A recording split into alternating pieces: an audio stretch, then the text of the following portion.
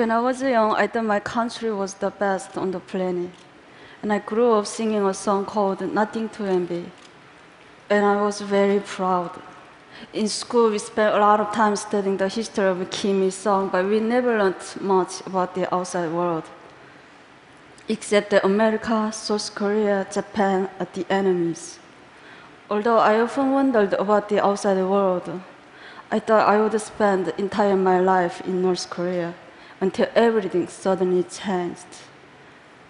When I was 7 years old, I saw my first public execution. But I thought my life in North Korea was normal. My family was not poor, and myself had never experienced hunger. But one day in 1995, my mom brought home a letter from a Caucasus sister. It read, "When you read this, our 5 family members will not exist in this world because we haven't eaten for the past week. We are lying on the floor together, and our bodies are so weak. We are waiting to die." I was so shocked. This was the first time I heard that people in my country were suffering. Soon after, when I was walking past the train station, I saw something terrible that I can't erase from my memory. A lifeless woman was lying on the ground, while an emaciated child in her arms just stared helplessly at his mother's face. But nobody helped them because they were so focused on taking care of themselves and their families. A huge famine hit North Korea in the mid-1990s. Ultimately, more than 1 million North Koreans died during the famine, and many only survived by eating grass, bugs, and tree bark. Power outages also become more and more frequent, so everything around me was completely dark at night, except for the Sea of Lights in China, just across the river from my home. I always wondered why they had lights, but we didn't. This is a satellite picture showing North Korea at night compared to neighbors. This is the Amno River, which serves as a part of the border between North Korea and China. As you can see, the river can be very narrow at certain points, allowing North Koreans to secretly cross. But many dying. Sometimes I saw dead bodies floating down the river. I can't reveal many details how I left North Korea, but I only can say that during dark years of the famine, I was sent to China to live with distant relatives. But I only thought that I would be separated from my family for a short time. I could have never imagined that it would take 14 years to live together. In China, it was hard living as a young girl without my family. I had no ideas what life was going to be like as North Korean refugees. But I soon learned it's not only extremely difficult, it's also very dangerous. Since North Korean refugees are considered in China as illegal migrants, so I was living in a constant fear that my identity could be revealed and I'd be repatriated to a horrible fate back in North Korea. One day, my worst nightmare came true when I was caught by the Chinese police and brought to the police station for interrogation.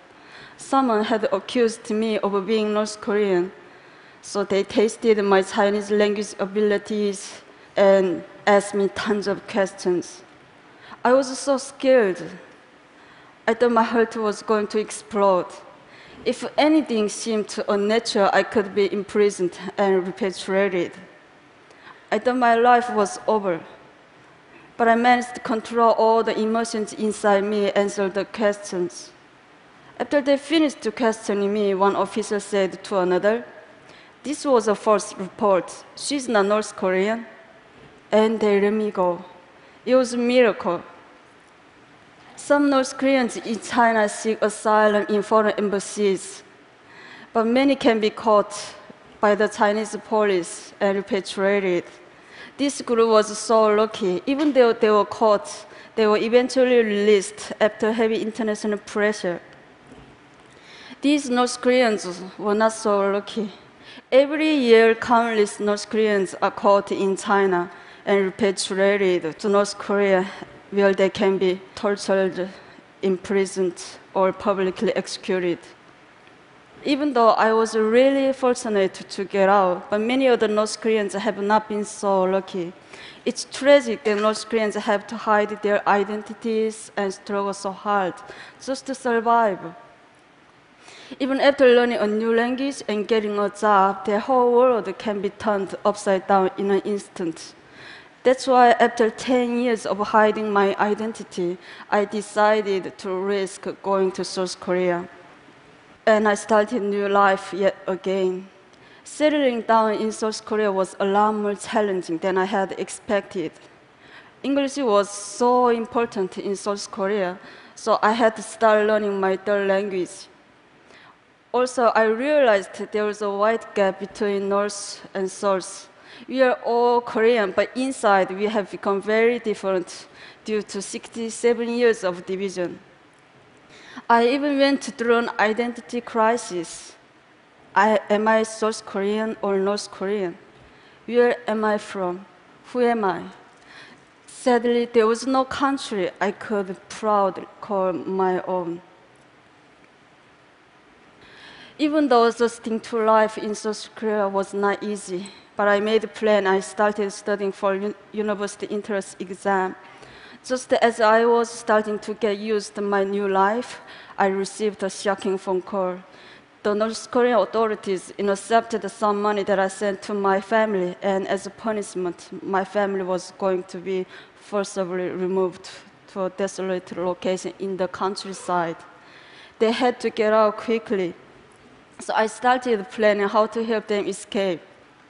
North Koreans have to travel incredible distances on the path to freedom.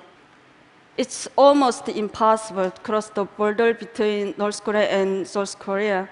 So ironically, I took a flight back to China and I had to told the North Korean border. Since my family couldn't speak Chinese, I had to guide them. Somehow, through more than 2,000 miles in China and then into Southeast Asia. The journey by bus took 1 week, and we were almost caught several times. One time, our bus was stopped and boarded by a Chinese police officer. He took everyone's ID cards and he started asking them questions. Since my family couldn't understand Chinese, so I thought my family was going to be arrested. As the Chinese officer approached my family, I impulsively stood up and I told him that these are deaf and dumb people that I was chaperoning. He looked at me with suspiciously, but luckily he believed me. We made it all the way to the border of Laos, but I had to spend almost all of my money to bribe the border guards in Laos. But even after we got past the border, my family was arrested and jailed for illegal border crossing. After I paid the fine and bribe, my family was released in 1 month. But soon after, my family was arrested and jailed again in the capital of Laos. This was one of the lowest points in my life. I did everything to get my family to freedom, and we came so close. But my family was thrown in a jail just a short distance from the South Korean embassy. I went back and forth between the immigration office and the police station, desperately trying to get my family out. But I didn't have enough money to pay bribe or fine anymore. I lost all hope. At the moment, I heard one man's voice ask me, "What's wrong?" I was so surprised that a total stranger cared enough to ask. In my broken English and with a dictionary, I explained the situation, and without hesitating, the man went to the ATM and he paid the rest of money for my family and 2 other North Koreans to get out of jail. I thanked him with all my heart, and I asked him, "Why are you helping me?" "I'm not helping you," he said. "I'm helping North Korean people." I realized that this was a symbolic moment in my life. The kind strange symbolized new hope for me and the North Korean people when we needed it most. And he showed me the kindness of strangers and the support of the international community are truly the rays of hope when North Korean people need. Eventually, after our long journey, my family and I were reunited in South Korea. But getting to freedom is only half the battle. Many North Koreans are separated from their families, and when they arrive in a new country, they start with little or no money. So we can benefit from international community for education, English language training, job training, and more. We can also act as a bridge between the people inside North Korea and the outside world, because many of us stay in contact with family members still inside, and we send information and money that is helping to change North Korea from inside. I've been so lucky to receive so much help and inspiration in my life. So I want to help give aspiring North Koreans a chance to prosper with international support. I'm confident that we will see more and more North Koreans succeeding all over the world, including the TED stage. Thank you.